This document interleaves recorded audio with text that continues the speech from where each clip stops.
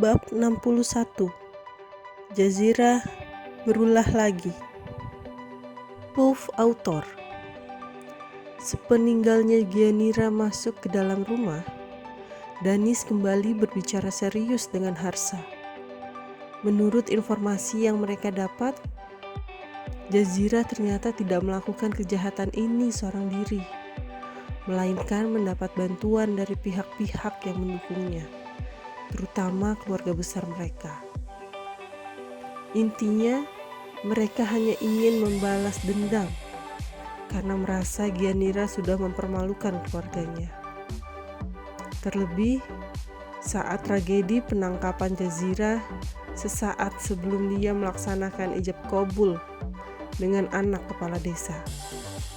Walau sudah melapor ke polisi, Danis merasa itu belumlah cukup. Menurutnya, polisi bertindak lambat karena baru akan melaksanakan penyelidikan esok hari, yang notabene sudah berjalan selama 24 jam dari saat teror dilakukan. Hal ini Danis khawatirkan akan menjadi kesempatan bagi Jazirah dan orang-orang suruhannya untuk menghilangkan barang bukti yang mungkin mereka gunakan pada saat teror kemarin. Itulah sebabnya, tanpa sepengetahuan Gianira maupun Rosmalia, Danis dan Riza memutuskan untuk menyelidiki sendiri perkara tersebut.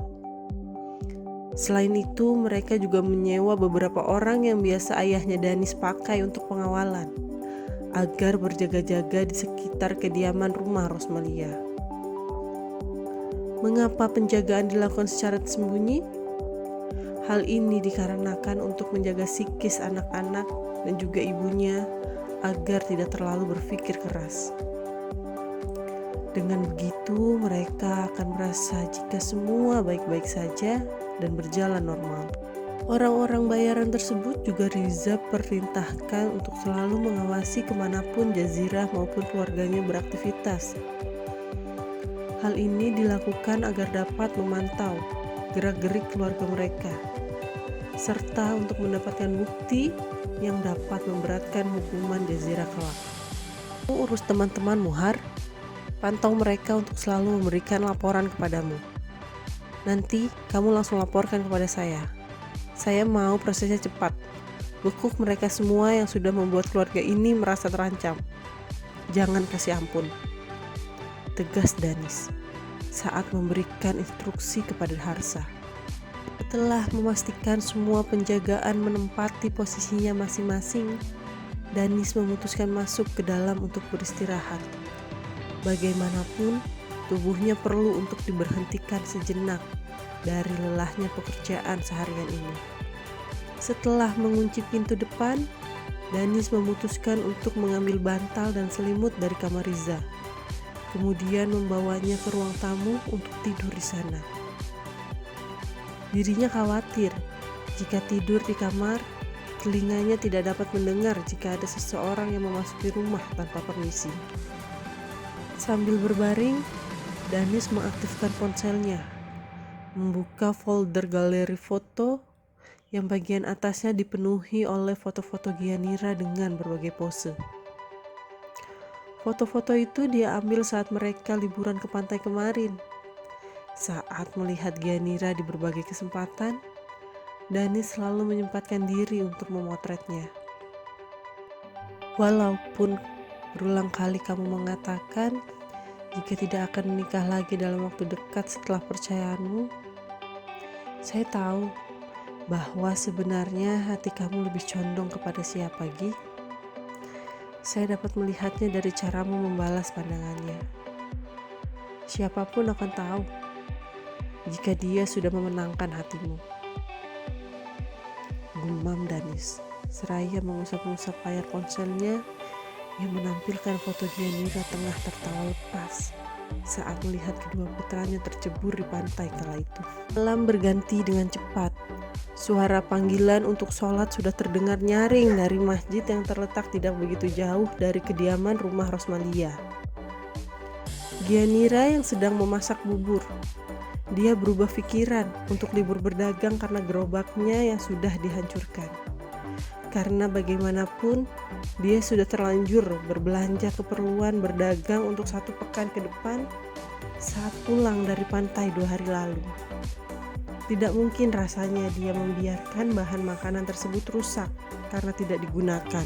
Karenanya, dia akan tetap berjualan walau tanpa gerobak. Bubur-bubur tersebut akan dia susun di atas meja kayu yang ada di teras rumah. Dia juga berpikir, jika dirinya beraktivitas seperti biasa, akan membuat anak-anak juga berpikir jika masalah teror sudah selesai, sehingga mereka tidak perlu merasa khawatir lagi. "Kamu jadinya jualan, Ki?" tanya Rosmalia dengan senyum mengembang. Sebenarnya dia juga menyayangkan keputusan Gianira kemarin yang ingin libur berdagang sementara waktu. Karena menurutnya, hal itu akan membuat kegiatan Gianira dan anak-anak berkurang, yang akan menyebabkan mereka akan bosan dan kepikiran masalah teror kembali. "Ya Bu, biar ada kegiatan. Anak-anak juga pasti senang kalau nanti bantu-bantu jualan. Saya juga akan minta Harsa untuk menemani kami berjualan, agar jika terjadi sesuatu yang tidak diinginkan, dia bisa segera membantu," kata Gianira menjelaskan. "Iya, nggak apa-apa. Ibu setuju saja, yang penting hati-hati." "Baik Bu, ya udah kita sholat subuh dulu yuk Bu. Sekalian saya mau membangunkan anak-anak dan juga Mas Danis." "Iya Gi, Ibu wudhu dulu." Sekitar pukul 6 pagi semua bubur yang akan dijual Gianira sudah siap semua. Dengan dibantu anak-anak dan Danis, Gianira menyusun dagangannya. Tepat saat Harsa membuka gembok pagar, muncul 2 orang ibu-ibu yang sejak tadi kebingungan karena berniat membeli bubur jualannya Gianira. Namun tidak mereka temukan gerobaknya di depan rumah. Harsa segera mempersilahkan ibu-ibu tersebut untuk masuk ke dalam dan membeli bubur. Gianira dan anak-anak menyambut gembira para pembeli. Senyum ceria tergambar dari wajah-wajah polos anak-anak. "Kok nggak ada gerobaknya, Gi?" tanya salah satu pembeli. "Soalnya gerobaknya dirusakin orang jahat, Bu," celetuk Tiara, membuat pembeli-pembeli tersebut terkaget-kaget. "Dirusakin siapa? Kok bisa dirusakin?" cecar ibu yang satunya lagi.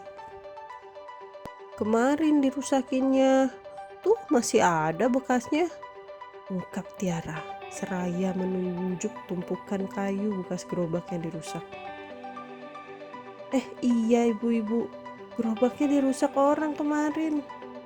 Cuma kami belum tahu siapa pelakunya. Hari ini baru akan diselidiki," sambar Gianira untuk menstop agar Tiara tidak menjawab lagi. "Jahat banget sih, orang jualan bubur aja pakai dikerjain segala. Kurang kerjaan aja deh." "Iya ya, siapa sih kira-kira yang ngelakuin? Tega bener jadi manusia." "Ada lagi yang dibeli Bu," ucap Gianira untuk memotong percakapan para pembeli yang bertanya-tanya. Sudah Gi, saya 2 saja. Jadi berapa semuanya?" "Bubur ayam 2, ditambah 1 telur puyuhnya juga 2. Totalnya jadi 20.000 Bu." Uangnya Gi, terima kasih ya." "Iya Bu, sama-sama, terima kasih sudah membeli." Pembeli terus saja berdatangan, membuat bubur yang Gianira jual habis tidak bersisa dalam waktu kurang dari 2 jam saja. Setelah pembeli terakhir berpamitan pulang, Gianira membereskan perabotan jualannya. Dia masih dibantu oleh ketiga asisten ciliknya, Langit, Bumi, serta Tiara. Sementara Harsha berjaga-jaga di depan pagar, memastikan pembeli-pembeli yang tadi datang bukan orang suruhan Jazira maupun keluarganya. Pukul 10 pagi, 2 orang polisi datang ke rumah Rosmalia untuk melakukan penyelidikan terkait laporan Danis buat kemarin.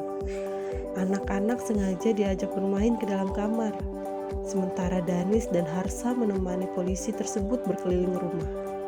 Setelah memastikan anak-anak bermain dengan tenang di dalam kamar, Gianira memutuskan untuk keluar kamar dan membuatkan minuman untuk kedua polisi yang sedang bertugas. Hampir 45 menit lamanya, polisi melakukan olah TKP teror kemarin pagi. Setelah memeriksa semua sudut rumah, polisi menemukan sidik jari pelaku yang menempel di gagang dorongan gerobak bubur. Selain itu juga ditemukan sebuah korek api gas yang kemungkinan terjatuh saat mereka sedang melakukan pengerusakan. Kemarin, saat Harsa membereskan balok-balok kayu gerobak, ternyata dia menggunakan sarung tangan. Fungsinya agar jarinya tidak menempel di gerobak sehingga menutupi kemungkinan sidik jari pelaku yang tertinggal.